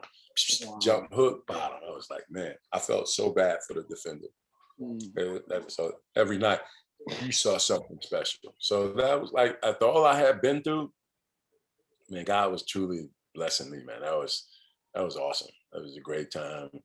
Not too far from home, too, so family can see. You know, it was great, man. It was great. Then you went off to play with the Hawks the following season. You know, talk about moving from the Rockets to the Hawks. So basically, I had a 1-year deal. It was guaranteed. And then the next year they said, we'll re-sign you, Randy, but it's not going to be guaranteed. You got to work. But I remember the last days in training camp, I went and did my thing again. Clyde was like, young fella, I don't know what's going to happen, but you left your print here at this training camp. And since you were the last one not guaranteed of the guards, you know, you probably have to move. So my agent asked for a trade, but then the teams called and they were thinking about it, but they was like, if y'all just gonna wait, we'll pick them up later. And so that's what happened. They called Lenny Wilkins. Stan Auerbach was his assistant, and they were like, we got somebody. So I went straight to Atlanta. And then that was kind of a weird situation because they had a really good team too, with Steve Smith, Mookie Blaylock, Dikembe, Christian Laettner, Alan Henderson. I mean, they had some talent. But then I wound up getting cut. Then Stan was like, I got a friend coaching in the CBA. I never knew what the CBA was. His name was Mo McCone. So I went to Sioux Falls. But the Hawks called me back up 3 different times that year. One before the 10-day started. Then they called me back up, gave me 2 10 days, and then they didn't sign me for the rest of the season, which I felt hurt by that because they bought in not Brent Berry, Drew Berry, like just because they went to Georgia Tech, and they didn't even give him a 10-day. They just signed him for the rest of the year. So I felt like that's what they always wanted to do. But, you know, it was a good experience. And that when I went back to the CBA hungry and played well. And I became a journeyman. That was my journeyman career started, man. And it was a heck of a ride, and I enjoyed it. And like I said, I all stemmed back from the day I decided to leave LSU. I said I was going to do whatever it took to make it. And for 11 years, man, I grinded, man. I did. And I said the day I didn't get called up, I was going to retire. And I did that. Yeah. So you started ninth out of the 203 games that you started that you played in your NBA career. You started in 19 of them. 15 of those starts came with the Suns. So how was it playing in Phoenix? I was incredible. The Phoenix story is one of, I tell kids all the time, perseverance. And like, I had got a taste of the NBA, so I was hungry, right? So I went to Phoenix. I was one of those guys at the time. I was my own agent. I used to follow every NBA scorebook. I would check it, see what's happening. They had brought up a kid from Louisville, Alvin Sims. I knew he wasn't a point guard. So I would follow the Suns all the time and look at his numbers, see how it was going. And man, I was just looking and looking. And then I said, that would be a good fit. We play in the CBA finals. Agent Griffin was MVP, but I killed it. I must have averaged 33 and like 16 rebounds and like 7 assists in the final series, but we lost. So the season's over with. I'm about to get on the plane to go to, not the Dominican Republic, Venezuela. So I heard all the horror stories about Venezuela. They give you your bread and then somebody breaks in your house and take the cash before you can get to the thing. So I had the Venezuelan president of the team. I said, meet me in Miami. I got my boy from the crib, give me my first month's salary up front, and I'm gonna let him take it back, and I'm coming. Man, they had took the flight to Miami and all that stuff. That night, Danny Ainge and them called and said, we're gonna bring you in. You got one game to prove yourself. At that point, I'm like, I'm coming. Hell with this 40 grand I'm getting for 2 months. I'm coming. Take my shot. In one game, I'll never forget, I played against Minnesota Timberwolves, and I had 12 points in 12 minutes. Wow. And for that one game, I got on the playoff roster, and I parlayed that into a 2-year deal. So in one game. And so I was so hungry that, man, if I had to bite somebody's arm off, I was going to make it. Like, that's how hungry I was. It didn't matter.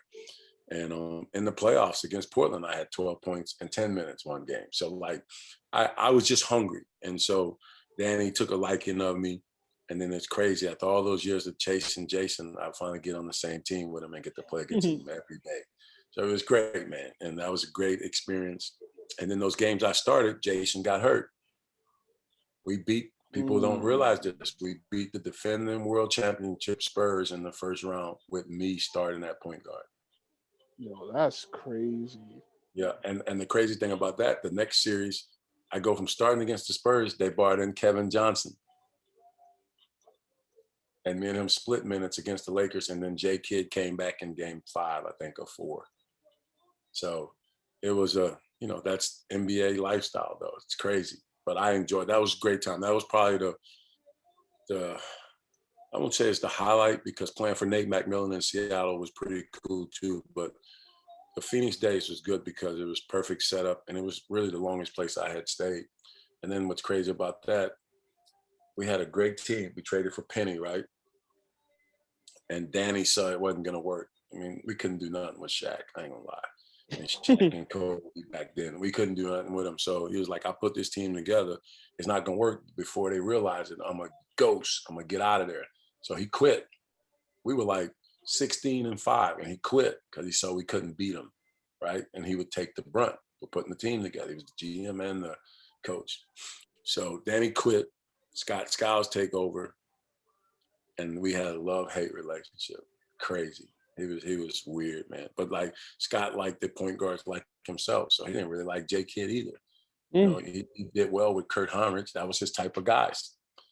But he didn't really do well with me and Jason type point guards. So yeah, I left that. But then the funniest thing, he kind of, I would say, did me dirty. He brought me back in Chicago towards the end of my career to mentor Kurt Ben Garden, another native New Yorker, and Luau Ding. That was my job. I didn't even play. I played in one game that year. I went with the Bulls at the end of the season. We had like 20 left. The first game I got off, I don't know, no plays or not. He threw me in the game against Indiana. I played after that. I didn't play at all, and they signed me for the rest of the year. It was almost like he was paying me back for what he did in Phoenix. They actually cut me in a guaranteed contract. It's crazy. In Phoenix? In Phoenix, yeah, that second year, Wow. they cut me. And yeah, it was an interesting yeah, it was just weird how all that came back. We came back together because I went to Turkey. This was after Katrina. I went to Turkey because I played in Utah the year before, and Mehmet Okur, coach, was like, "Do you know a point guard?" He called me. I went there after Katrina, and when I came back from Turkey, I went to the CBA and played for Joe Wolf. And I'll never forget this. I was playing well. He said, "Man, Scott Skiles in Chicago thinking about calling you up." I was like, "Get out of here. We hate each other. There's no way they looking at calling me up." And then 2 days later, they did. And I stayed there the rest of the year. And it's just weird how the NBA works, man. So many politics. Oh, for So sure. in 2003, you got to play for your hometown Hornets. How did that feel? Bittersweet because it was short. I think Paul Silas, I don't know. I think management maybe made him sign me. I don't know because he wasn't a fan for whatever reason. But it was bittersweet because it's home team. You got your family get to see you play. It was hard because everybody wanted tickets. They think you have like 100 tickets sitting around. That was tough, but it was just good to be back home and, to wear that jersey. And, it was like full circle. It was just good, man. It was a grind, and to come back and play home was awesome. Fast forward 2 years later, the summer of 2005, Hurricane Katrina hit New Orleans. Like, how heartbreaking was it to see the city that you were born and raised in just destroyed by that hurricane? It was surreal, man. And the hardest part about it, my mom worked for the government, the hospital, the state. And so they don't get to leave during a hurricane. So like while we all left, mom was still there, and it was chaotic, right? And so I'm trying to call everybody and my mama with a chopper, with a helicopter, just to get her out of there. And it was some scary moments because we would be in contact with her. She didn't let us know they had very little power and food. She kind of didn't say very much. But then once we found out, it was hard. But there was like instances where there'd be like, there's buses waiting for all of the state workers by the Superdome. And if you've seen any of the pictures of the aerial view of the Superdome, that was chaotic. So we were like, hell no, don't go to the Superdome. That's the worst place to go. And so that was a tough time. But like the basketball world is powerful, right? That summer after the season, I went on a free agent workout with the Spurs, built great relationships with Greg Popovich, Sam Presti, all those guys. So when the free agent camp ends, again, it's all in 2005. When the free agent camp ends, Sam Presti calls me. I don't know how he gets my number. He says, "Randy, I don't know what you're going to do in the future, but we all think you're going to be a good coach. Let's stay in touch." So we stayed in touch. We talked, blah, blah, blah. My mom got shipped to San Antonio at 1:00 in the morning. Like they just put them on the plane and they didn't know where they were going. She landed at the Air Force Base or whatever in San Antonio. I called Sam Presti at 2 a.m. just off our relationship. He went, got her, put her up in the hotel till I can get to her. How crazy is that? And so, yeah, it was tough though, man, because it was almost like Armageddon. You thought there was a war zone going on. Like he thought the city was done. And so that was really a tough time. And I remember before I went to Turkey, I went to train in Utah because I played there the year before. And I left my place and said, "Mom, y'all can have it." It was about 30 people in my house. And I said, "Just when y'all done, just take the keys, and when your house is back up," because she lived in the city, "y'all all go there." But it was sad, man. I couldn't take it anymore because it was dark pretty much, I would say 16 hours out of the day. It was just tough. So I left and went to Turkey because I couldn't take it anymore. Not because I wanted to go. I just needed to get away because it was just hard seeing a city like that. So talk about the overseas experience in Turkey. It's not for everybody, but I had a great time. Like anytime as you're a young person and you get a chance to travel the world, man, I advise everybody to do it. I enjoyed the city. The basketball was different. As long as I was getting paid, I was good. But then when the money stopped, it was time to go. I'm a principal guy, so when you ain't paying me and I'm working, I gotta go. And but it was a great It was a great experience. You saw a lot of history, the Ottoman Empire. You got to see basketball played on a level where when they say they throwing the coins and it's all kind of cigarette smoke in the gym, that's happening for real. And them coins hurt. Them big ones they be throwing at you, they hurt. Like in the middle game. Like it was a funny story. Like you have family over and they can sit behind the bench. You play your rivalry team, but it was on the road. They can't cheer for you. Like they couldn't chat for you. That's how like it was vicious. But like they're passionate, man. I'm the most passionate fans. They like them soccer fans. So they're passionate to you. So it was fun. It was a great experience. I played over there. I went to Russia for a little bit.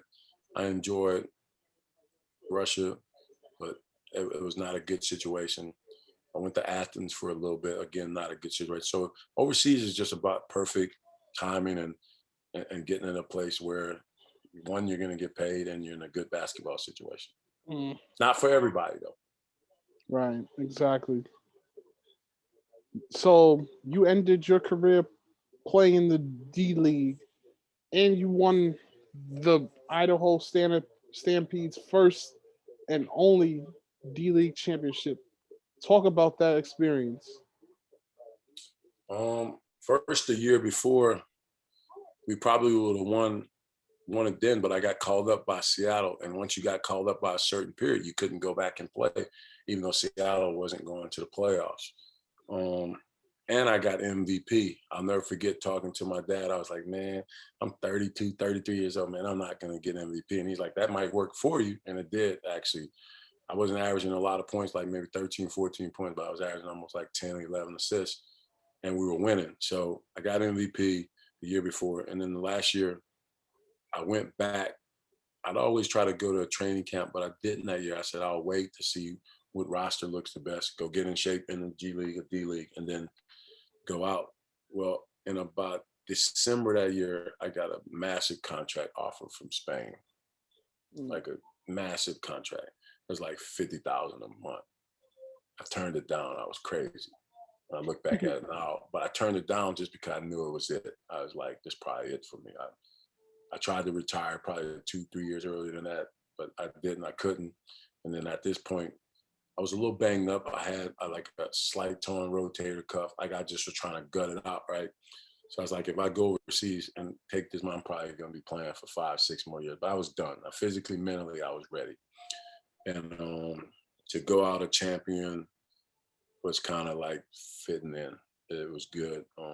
I'd spent a lot of time in Idaho, between Idaho and Sioux Falls. So they were like second home for me. And it was just good to win. It was a good way to end and close the chapter on my basketball career.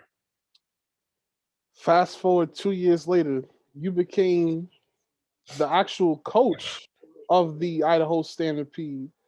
Talk about going from player to coach. So before that, I had the relationship with Danny Ainge. He really believed in me, trust me. He basically told me we're going to get a team in Portland, Maine, and he wanted me to be the head coach. Just do a couple years assistant, and then we'll put that team in there. So I was like, okay. So I became the associate head coach at Idaho for a year. And then the next year, they didn't give me a job. He gave it to his son. So I was assistant coach in Maine, associate head coach in Maine too, with Austin Ainge. And then the Idaho ownership group, who I have a great relationship with, like, we're not letting you get away that easy. The next year, they bought me back. So I spent 2 years as assistant, and they brought me back and said, "You're ready to be the head coach," which was fine. And it's a whole different moving from the second chair to the first chair.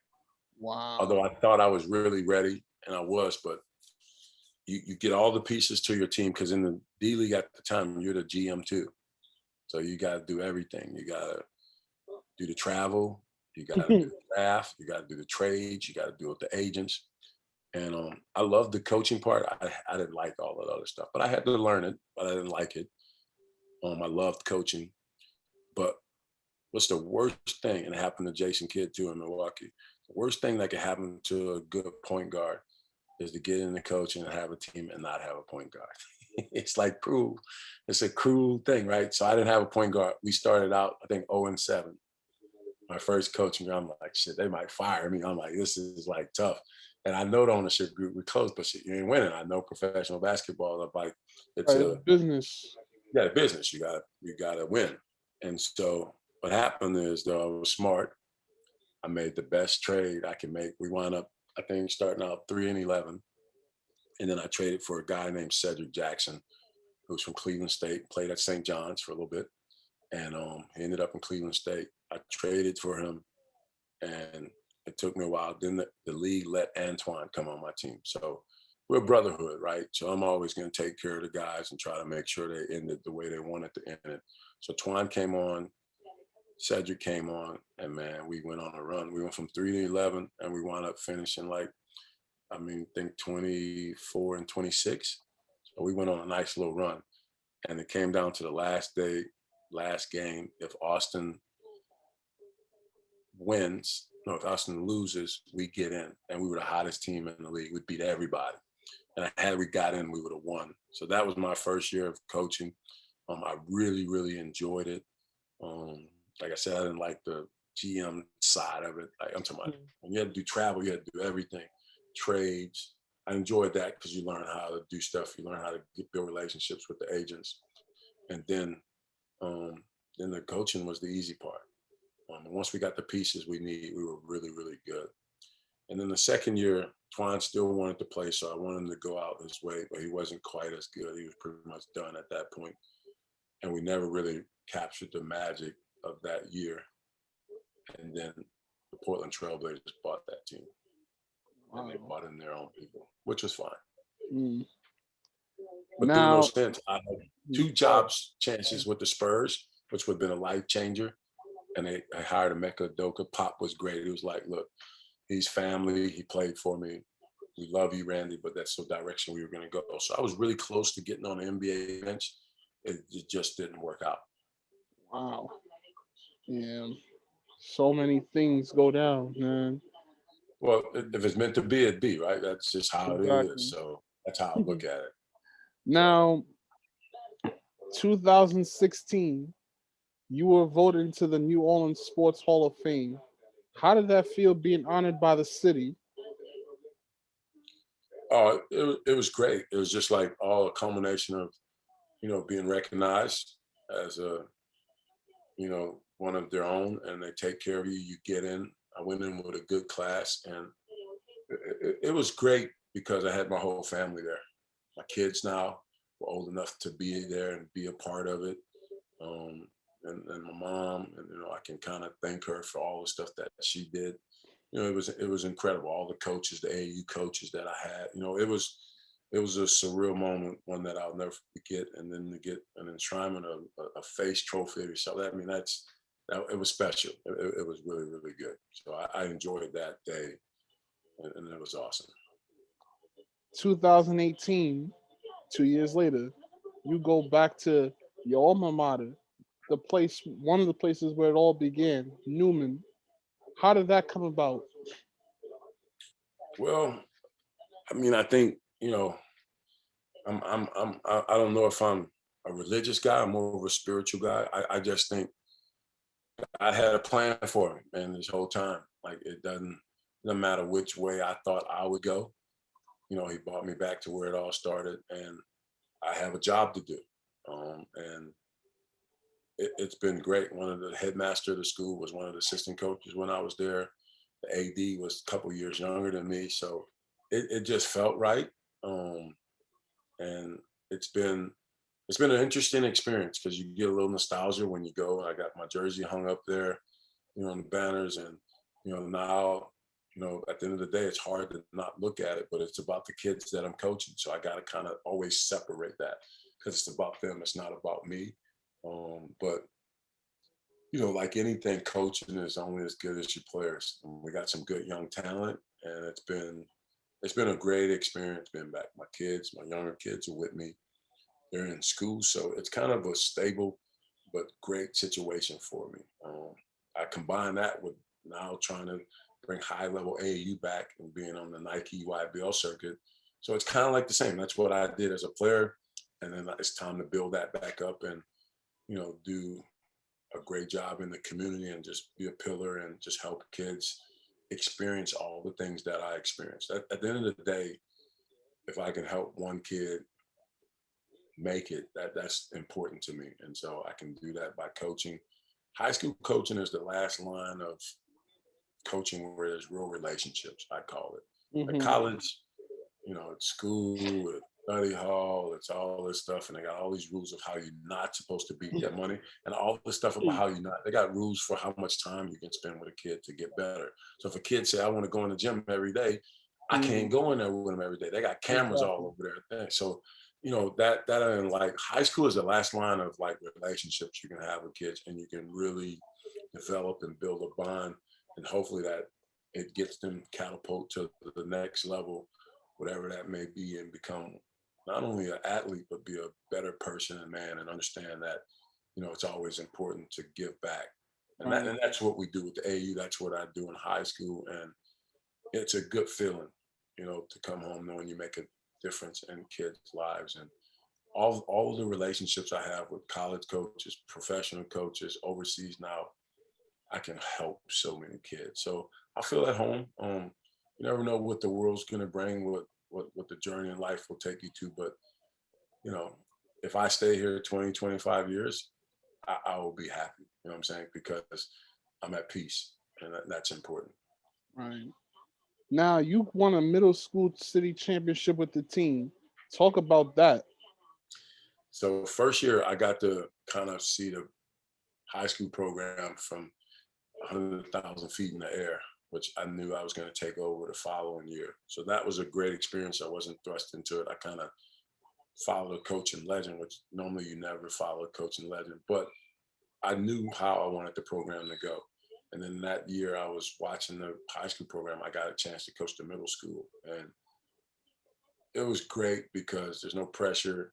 You don't have to win, but that team went out there and competed every night, and we won and was undefeated. And the best thing about that, 2 years later, I'm coaching those same kids. So I've had a relationship for 3 years with kids, and then we add a top 10 player in the country and Chris Lockett to that group. We have a chance, and we'll continue to add next year. And, maybe we get to that level where we win 3 in a row, where we go on a national tournament. And that's what I've always wanted for the program. And I want nothing but the best. So that was a hell of a year, though, just to see the jubilation and the guys achieve something that they probably never thought was possible. We did play a tough schedule, and to go 28, 26 and 0, I think we were. I mean, that was pretty amazing. I don't care what level. If you go undefeated, it's good. Right. Now, let's talk about your varsity team. Talk about, some of the standouts, some of the kids we might want to hear about.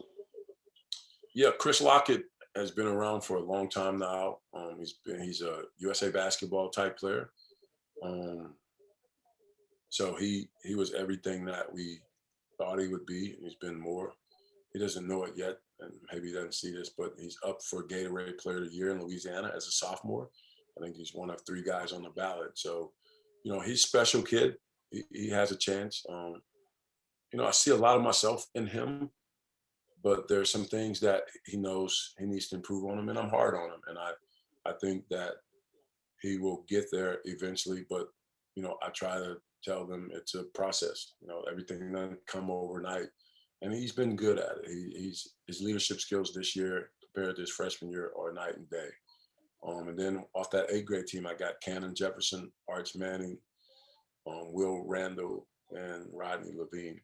And Arch, freshman year on the football field, was better than Peyton and Eli. So it's scary how good he can be. Sophomore year was, it wasn't terrible. It wasn't great, but it's probably just good. And so we know his bread is in football, but he really likes basketball, and I trust those guys because I've had them for 3 years now. So we got a good little group, and then we got 2 young freshmen, 6'8" Todd Jones, who's one of the top players in the class of 24 in Louisiana, and then Chris Lehman, who's 6'6", who's a freshman also, left-hand kid that's going to be special when it's all said and done. Can shoot it at 6'6", can put on the deck, and so the future's bright, man. We've got a bright future. We might get a couple transfers. The Pelican staff got Rex Walters on there. His son's probably going to come to Newman next year. So we got a bright future, and looking forward to it. I think we've already got to the City of Palms Classic next year for high school in Naples. So like there's like when I envision taking over the program, this is what I envision. I want to make Newman it in the city of New Orleans and in the state of Louisiana, and make it a national power, which, remember what I said earlier, it's an academic institution. It's not really for that, but it can be done. And I think the most important thing is high standards that are set on the academic side and on the basketball court is an unbeatable combination. Talk a little bit about, the academic, about Newman as a school, as far as the academics is concerned. Yeah, it's a college preparatory school. Our school is like a college campus, man. It's an amazing place. Like I said, it's one where you foster a great relationship and there's high expectations. And so when you send your kid and you pay X amount of dollars to go to the school, your kid's going to be in the Ivy Leagues after this. It's going to get a good scholarship after this. That's what Newman is about. And the main thing about bringing in young, whether it's African-American kids, whether it's white kids, whether it's Chinese, Black, purple, blue, it doesn't really matter. The academic side of it comes first. And so when we're adding kids to the Newman community, that's the first thing. I mean, I'll say this in all fairness, I won't say his name, but there's a guy that transfers from California to North Carolina. He's in prep school at North Carolina, and Chris Lockett says he wants to come to Newman. So my first question to him was, does he like school? And he said, nah, he doesn't really like school. I said, well, this is probably not the place for him. And so it's important that when kids thinking about coming to Newman, that we're all going to really, really be strong in the classroom. That's what you're here for. Because at the end of the day, I'm living proof of it. Basketball can be taken away at any time, Chief. And so that's the most important thing. And that's why I'm back at Newman, because I took care of business. I was smart. I figured out how to foster strong relationships. All this stuff, that's what people don't understand. It was not for not people like, man, how did you get cut 19, 20 times from NBA team? But everywhere I went, I met the GM, I met the assistant GM, I met the trainers, I was close to all of them. And so those relationships is important. And so when basketball is done, it's nice to come back to a place where you're wanted and they want you, because everybody can't have jobs like Newman. I have to me, the best job in high school basketball. Great academics, great environment, and people understand that, here in Louisiana, especially in New Orleans, that we're not going anywhere. We're going to get good. As long as I'm here. There weren't a lot of people happy that I came back too, but because I'm going to get talent and we're going to do it the right way. Right. And at the grand price of almost $27,000, education is required. No question, man. It definitely is. And, so long you can open doors for these kids that they normally would not have. At the end of the day, you can't beat that. And I'm the proof is in the pudding. My kids are here too. So it's not like, I'm not living by my word. I believe in the school, and I believe that if you can graduate from Newman and build a relationship, remember what I said, when they're adults, those kids are running this city. Just trust me on that. Now let's talk about your son, Randy Jr. Talk a little bit about him. Yeah, so Junior, if you go back to any of the Idaho Stampede championship, he was in it. He was a little tight, just walking around 1 year old. He used to always come in the locker room and make Antoine and some of the guys, this is crazy, roll the ball back and forth to him. Like when I'm about to give the pregame speech. And so he's he loves the game. I mean, I think that's the one thing that stands out about him. And the sky's the limit for him. I think he has a chance to be special. And I'll tell you, every time I did summer basketball, even when I was in Australia, and he would always be on the bench, I would bring him, because I think it's important to see it at a high level at a young age, because you don't forget those things. That's why Steph Curry, he was around when his daddy, when a baby. And it's no secret when they see it, they see the mannerism of professional guys, college guys, high school guys, and they don't forget that stuff. And so his basketball IQ is pretty high, and he's got an athletic pretty fast. So I just think he has a bright future, and you just got to keep working. The trick for me is the balance, right? For him, I want him to balance, because I keep telling you, and this is just life. I say this in all fairness, it's better to be great 17, 18, 19, 20. Nobody cares at 12, 13, 14, 15. It's good, it's nice, but just work on your game and enjoy life. Enjoy your friends, enjoy everything outside of basketball, and the rest will take care of itself. And so it's the balance that, I try to provide for him and make sure his mother knows that, it's okay to go travel and do all of this stuff in basketball, but have some balance. But to be honest with you, it's hard for him because he loves it, and he works at it. And that's important to me. If you want something, you got to work for it. And he has some natural ability, but he's going to be good. He's going to be good as he wants to be. Indeed. Excited for him, though. I'm happy for him to, be his own man. I know he has the name and all stuff, but he's quickly made it that he's going to be a force and he's going to be himself. He want to make a name for himself. Ladies and gentlemen, look out for young Randy Livingston Jr. in the class of 2026. Now, we're going to be there. Let's talk about your new program, LivOn Fleur de Lee, and why you came up with that name. Well, LivOn was my business in Australia, and it has a personal thing with me. Like, at the end of the day, no matter what happens in your life, you still got to live on. So that was like the slogan, that was the banner. That's what, I truly believe in, because it's a testament of life. And the Fleur de Lis is just my partner, the other co-director, Clee. He had a company, but it's New Orleans. The Fleur de Lis is the Saint symbol. That's what, so we just kind of put them both together. And, I'd always been an Adidas guy since Sonny Vaccaro days. It's a long time. And, one of my best friends, I hate that he got caught up in all that stuff, was Jim Gatto. All that scandal. He's a great guy, but like he always says, there's two guys with lifetime Adidas contracts. It was me and T-Mac. You know what I'm saying? That's how close we was. And I did a lot for that group, grassroots wise. And then when everything fell apart, I went to the NBA Top 100, met with Dame, met with Jamal and all those guys, and they were like, we need somebody to kind of run it grassroots in Louisiana. And I think it was time. And we put it together. And in 2 years, we have grinded hard. It's hard. People don't understand how hard it is to get on the EYBL at 17U.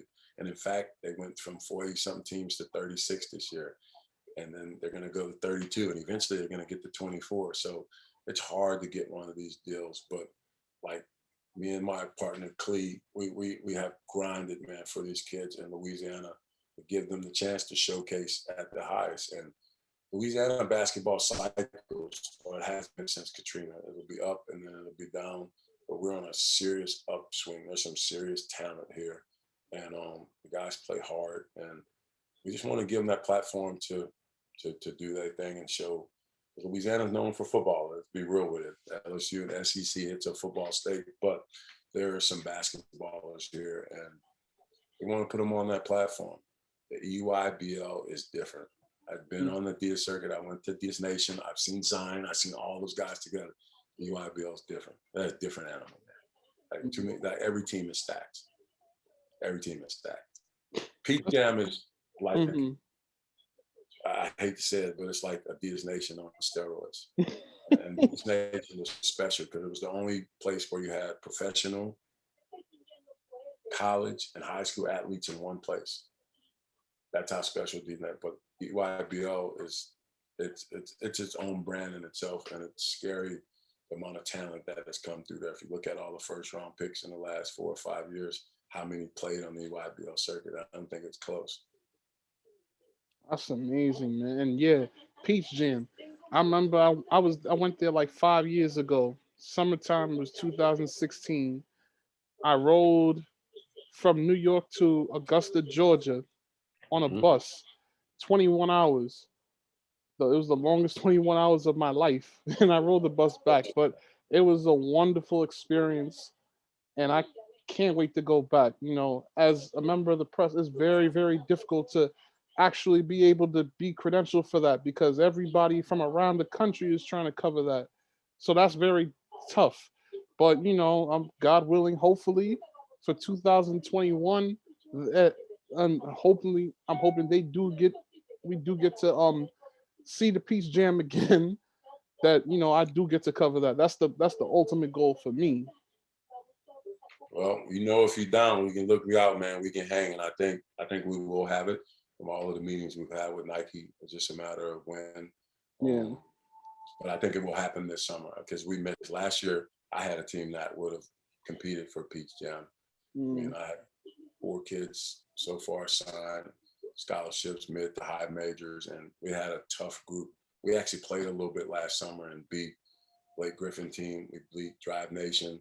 I had a great 17U because they had been together for 3 years. So like the core of the group was tough, and Louisiana tough, and so it was exciting to see what happened. And I feel so bad that those kids got robbed of that and all of the scouts. But you know, in the COVID world, hope you and your family are safe, man. Because I know we're doing everybody good out here. somebody that has been affected by this. So hopefully we can get back to normal at some point, whatever that new normal may be. But it's exciting time, and you know we plan on being around the while with this LivOn Fleur league.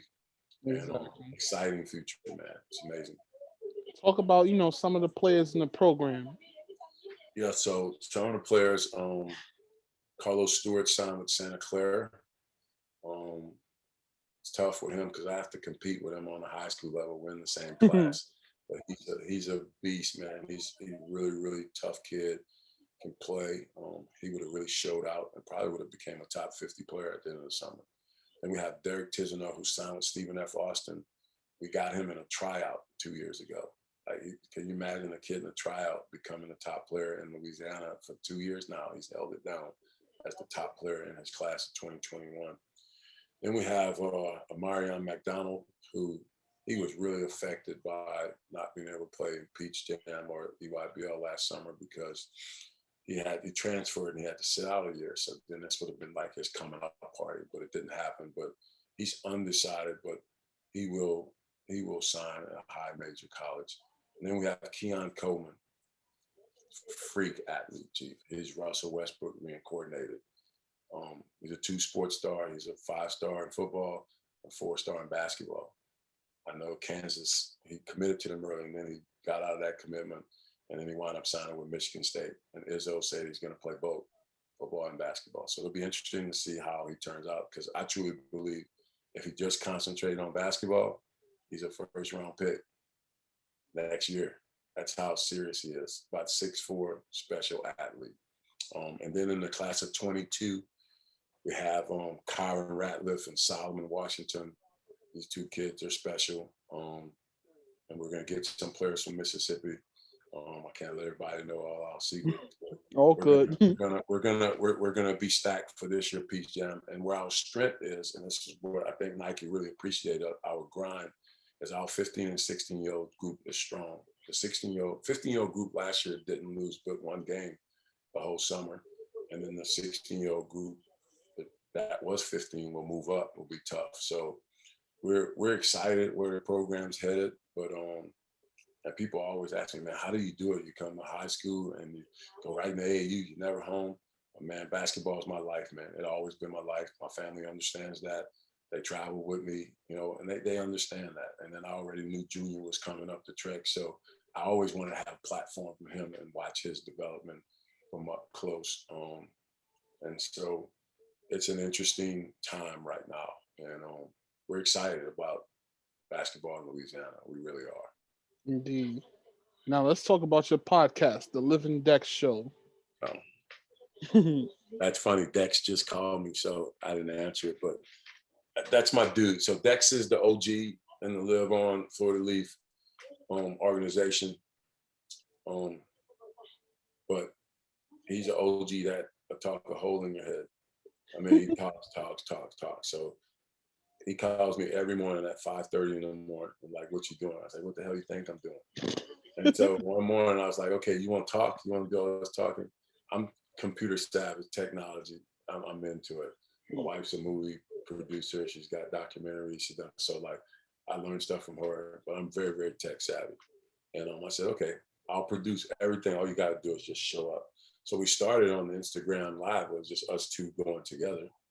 And then as I learned all the new platforms that I can use, then we grew it, man. And we've kind of taken the hurricane 2 back-to-back in Lake Charles killed because he didn't have technology for a while. And so I could have done a show by myself, but that's my dude. So we'll get back cranked up and probably do sessions from every EYBL session and every, thing that we play, because that's my dude, man. And so we just wanted to, first, like I said, I just wanted him to talk, get in my voice, because that's what, man, you don't understand. Dex talks until my talks are over my head. He's a great guy. And so we wanted to give the kids in Louisiana and the parents some educational stuff. I wanted to tell a little bit about my background, what I've been doing, because I also have a book that I'm pretty much 75-80% finished. I thought I was 100, but the wifey said it needs some more touching up. And then pretty soon I'm gonna have a story on the Undefeated with Mark Spears about stuff that people don't really know about that went on throughout my career, and that's prevalent for the younger players. So what's the name of your book gonna be called? We're still working on it, but it's basically an autobiography. I have a couple different names that we're tinkering on, but I mean, it pretty much tells my life story, but all of the stuff that like people think they know but don't know. So I kind of give in-depth details on, the trials and tribulation of being an athlete, growing up in New Orleans, and dealing with everything that I dealt with out my career, the stuff that people don't know, because everything always looks peachy and creamy, but you gotta, there's always, we're all human, so we all have a story, and there's things that we have to overcome. And so I've overcome a few things that were very, very paramount throughout my career, and it's interesting. I'm looking forward to it. It's just something that, and I did it during the pandemic. I just started really just recording from the beginning to the end, and then my man Mark Spears has picked up some stuff, and so we're off and running. So it's exciting times for me, man, and I feel really good that I could share it with the world and my kids. And so I always said I wanted to do kind of a memoir and all this stuff, and just save it for the kids, and let them put it out when they wanted to. But sometimes you can't hold out stuff. You got to get kids so they don't make mistakes, or they're able to benefit from learning from someone else's story. Exactly. So that'll come out probably towards the end of this year. Awesome. Now, this is one of the questions that I love to ask before I lead up to the final question. Yeah, no worries. Go back in a time machine to 1992. What would you tell Randy Livingston? What would you tell yourself at 17 years old, as you're one of the nation's top high school players and you're gaining all this attention and you're projected to go to the NBA? What would you tell yourself at 17? Probably what I tell my son now is probably become diversified. Basketball was my life. It's still my life, but become more diversified and find something else that you love, even at that time. I think it's important. Balance in life is so important, because stuff, as COVID has taught us, it could be here today, gone tomorrow. And so you got to figure out what's truly important. And I think finding other hobbies is important. And I mean, to be the best, you have to be driven. And I was that at that age, but I think and life kind of forced me to find different things. And I think that's the most important thing that I would tell that 17-year-old kid, besides don't go to Ypsilanti. But that who makes you who you are, so you can't go back, right? So that's what I would say. Indeed. Final question: what's next in the future for Randy Livingston and LivOn Fleur and the Newman School basketball program? Well, our moniker, I'll start with the Newman thing, is banner number 10. I have 9 state championships. So our slogan's been Quest for X. And so we have a young team, sophomores and freshmen, and it's up to them. Like they're still 15, 16-year-old kids. So we've had our highs and lows, but we have a chance to win a state championship this year. And there's nothing like the present, because as we know, things change in a heartbeat, especially in today's world.